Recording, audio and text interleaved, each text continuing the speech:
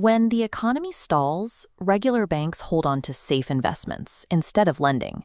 To fix this, the Federal Reserve uses open market operations. It injects cash into the system, but where does that newly created money actually come from? Imagine a 19th century bank trying to fund a massive infrastructure project, like the Suez Canal. The problem? The bank has zero liquid cash.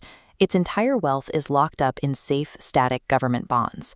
To get money flowing, the Fed steps in and buys those existing bonds directly from the bank's portfolio. But the Fed doesn't use tax dollars or a physical printing press to pay. They simply create the money electronically, typing new numbers onto a screen. This electronic credit instantly transforms the bank's static investments into a massive pile of liquid cash reserves. With its vaults suddenly replenished, the bank can offer new, cheaper loans to businesses. And that massive canal project? The bank finally has the cash to fund its construction, keeping money flowing through the economy. When the economy cools, the Federal Reserve uses open market operations to make borrowing cheaper. But where do they actually get the cash they inject into the financial system? They don't use a physical printing press or mint newly carved copper coins. Instead, the Fed targets everyday local banks, which currently hold government bonds as long-term investments. The Fed steps in and buys those bonds, replacing that locked-up investment with instant liquid cash. This exact exchange is an open market operation. But the Fed doesn't pull this new money from a central vault.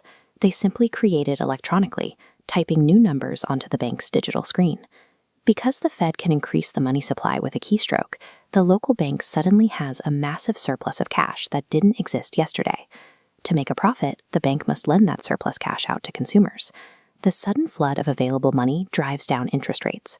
So when you finally get approved for a cheaper car loan, you aren't borrowing newly carved copper. You're borrowing digital numbers the Fed typed into existence. The Fed wants to fight inflation, but they can't directly raise your credit card or mortgage rates. Instead, they manipulate the interest that banks charge each other, a hidden metric called the federal funds rate. Imagine applying for a new car loan at your local bank. Every single day, as customers deposit and withdraw their cash, banks end up with too much money or not enough. To fix this, banks with extra cash lend it overnight to banks that are short, charging each other a small amount of interest. The Fed manages the economy by controlling this specific bank-to-bank rate. But how do they force independent banks to charge a specific price? By setting a hard floor and ceiling. The Fed changes the interest it pays banks to hold cash and the rate it charges to lend to them.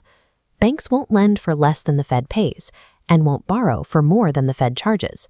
This traps the overnight rate exactly inside the Fed's target zone. When this target zone goes up, your bank's operating expenses increase. To maintain their margins, they are forced to increase the rates they charge you.